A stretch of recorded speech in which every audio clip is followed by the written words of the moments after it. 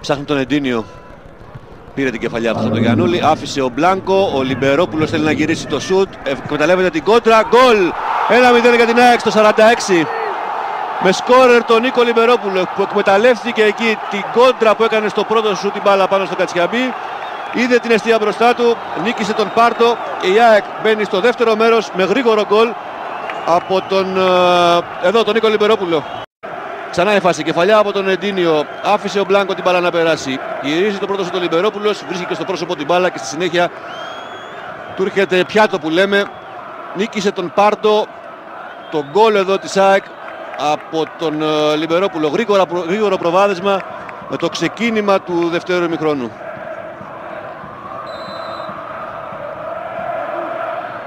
Ξανά εδώ το ένα το γκολ του Λιμπερόπουλου στο πρωτάθλημα. Σε καθοριστικό σημείο, με την έννοια πως κάθε ομάδα που πετυχαίνει γκολ με το ξεκίνημα είτε του πρώτου του δευτέρου ημιχρόνου αποκτά σαφέστατο ψυχολογικό προβάδισμα, βεβαίως εκτός από το προβάδισμα στο σκορ.